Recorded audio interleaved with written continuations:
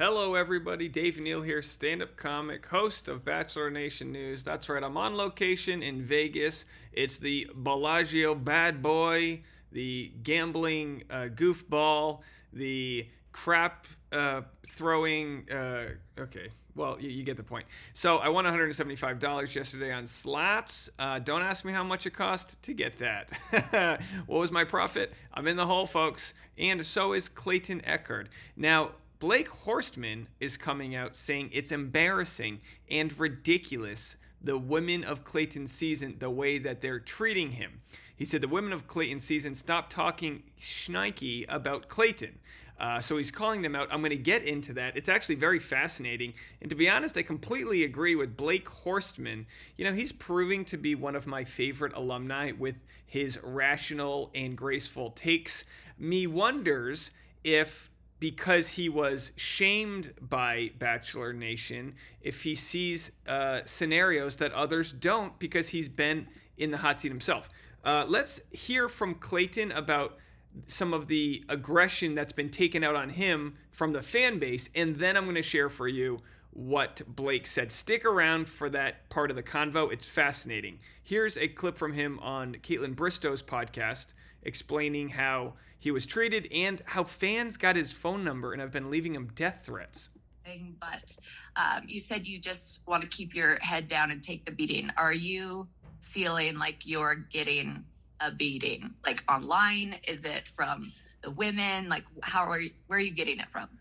Yeah, I mean, well, right now, again, I can't even open up social media. I can't at this point. I mean, people are in my email at this point. People are getting my phone number somehow.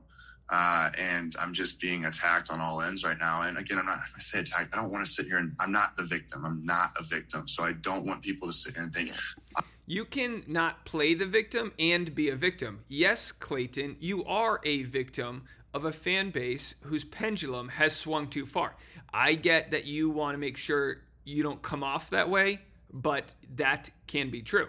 Now, that doesn't mean Susie and Rachel aren't victims of being forgotten in this whole mess. There's other aspects to it, but it's not binary, one versus the other. It's complicated, but you're being treated too harshly. I'm trying to make people feel bad for me. I'm a grown man. I can ultimately handle this as well. I'm a big boy. This too shall pass, like you said. But yeah, I mean, a lot of it to me, it is frustrating to see. I get if you're upset with me, but for you to sit here and say you're a POS, I can't even say the words, F you, go die, and just all of these comments coming in every minute. I'm getting 100 messages a minute in my DMs, and there is some positivity. There's people saying, hey, I get where you were coming from, but 98% of it is just people telling me that I'm a terrible human being. I don't deserve to be on this earth. I don't deserve to be around these women. Now, look, you know, the biggest thing people say, well, he knows what he signed up for. Listen, you're putting a bully in somebody's pocket. It's weaponized his social media. He'll never be able to look at it the same way. He might as well just start a new social media for his friends and family. But either way, fan is short for fanatic, and people are irrational. So Amanda Stanton and Lauren, who was from Ben Higgins' season, who's now with a country musician, were talking. And Lauren says, "We are too invested. Why are we like this?" And then shared a screenshot of Lauren and Amanda. That's what Susie said too. She was like, I just hoped I didn't have to say anything and you would. So we remember Susie, this whole debacle comes because Susie was like, I didn't want to have to set boundaries. I just wanted you to know the boundaries. And then the other responded, dating is allowing people to show who they are and their character and you deciding if it meets your standards. Now, Lauren then posts a poll where she leads the witness. She says, do you agree or do you think you should be vocal about every single expectation you have while dating? Now, that's a misleading question. 77% agree and 23% no, you need to tell them every expectation. Susie telling Clayton what her standards are before he enters a fantasy suite situation is not being vocal about every expectation. That isn't like, I shouldn't have to tell my husband not to cheat when he goes on a business trip. That should be maybe an implied contract. But on the show, as we've seen in the past, boundaries are different. Some people are okay with you pursuing the physical side of your relationship with others. So no, I don't think that's a good poll, and I don't know if Amanda Stanton completely agrees with what she's saying, because as we saw earlier, just a few days ago, Amanda tweeted, just a friendly reminder to make sure to tell your significant others that you wouldn't be okay with them sleeping with other women. Otherwise, they won't know better. Upside down smiley face. Hashtag The Bachelor.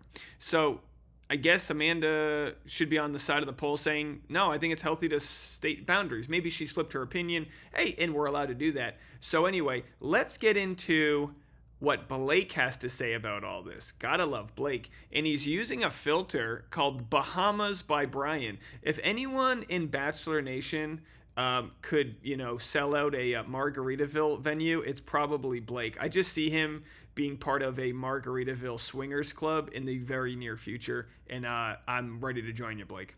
One last thing from last night's episode and kind of some of the things I'm seeing online today and everything. As usual, we see some alumni being hypocritical and forget, how hard it is to be the lead. And I've said this in the past. Contestants who come after their lead, whether it's women coming after the Bachelor after they've been dumped and men coming after the Bachelorette, in my opinion, it's embarrassing. I think it's ridiculous. I think people don't understand how hard it is to be the lead in this world. And I wasn't even the lead, and I have so much grace for these people. You never sleep. You're being lied to and manipulated by production. You're being lied to and manipulated by contestants. Facts. You're trying to find a partner through all this and a relationship while also trying not to hurt other people. It's incredibly difficult. If you give grace to contestants, you should give 1,000 times the same grace to the lead. So contestants, shit about your lead. Women of Clayton season, stop shit about Clayton. I think it's ridiculous. You're allowed to have an opinion, but it's ridiculous. There you have it, Blake. Now we know Blake Horstman and Nick Viall, small YouTuber Nick. Hey Tasha, you heard of this small YouTube channel, Nick Viall? He's got about 53,000 subscribers. We're at 53,300. So, if Nick, reach out to me if you ever need advice on how to grow your YouTube channel. I can help you out with that. Okay, I digress. This is what you're here for, folks. Snark on a Friday. Friday Snark. It's free. Join the Patreon. I'm going to need it. Spent a lot of money at a casino. They always win. They keep the lights on. Yeah, I won $175. You spent $60 on a slice of pepperoni pizza. I bought a $15 water because I'm dehydrated because I won so much money. Now I'm dehydrated. I'm parched. Let's have a $102 dollar beer. Okay, I digress. Pray for me. Anyway, but don't really. Things are going fine.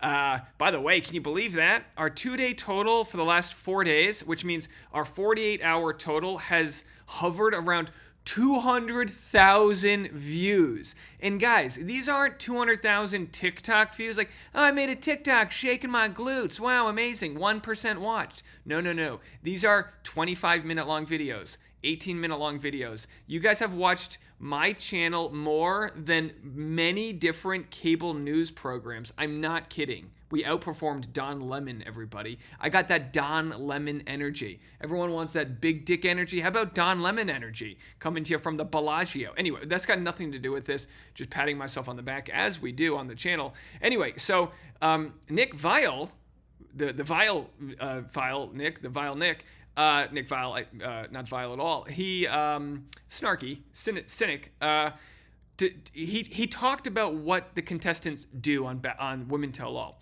They are basically cattle prodded. Are you comparing them to cows? Listen, they're cattle prodded by the producers to audition for Bachelor in Paradise. The bigger they can go, the more Jerry Springer-esque they can go on Women Tell All, the bigger shot they have of making it onto the beach. Now, we live in a late-stage capitalistic society. They've left their jobs. They can no longer work at, Jamba Juice. They can't do any of that, right? Now they're kind of quasi-celebrities. It's like, all right, well, I've burnt my image. I might as well go on, Bachelor in Paradise and make out on the sand, get crabs, one type or another. It happens, folks. No shame there. A little Bassett tracing will do you good.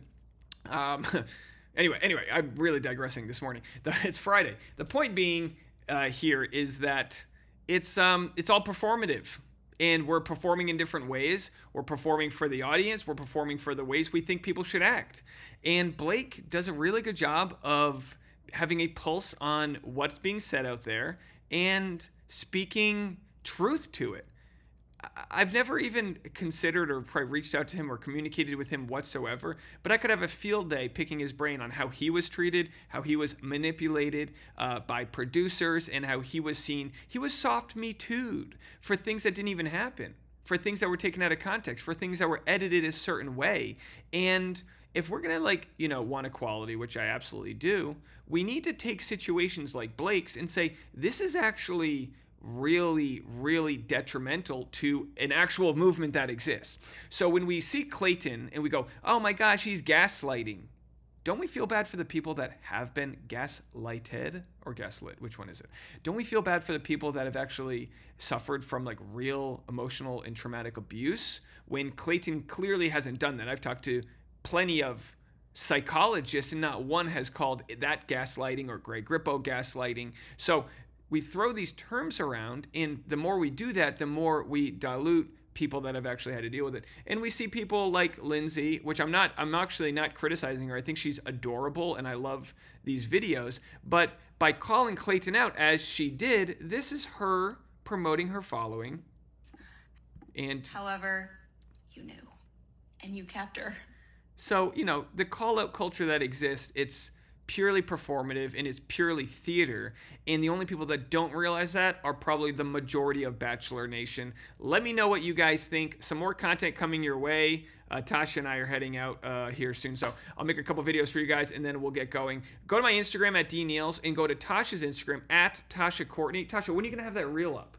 What reel? Are you gonna make a reel from what we did last night?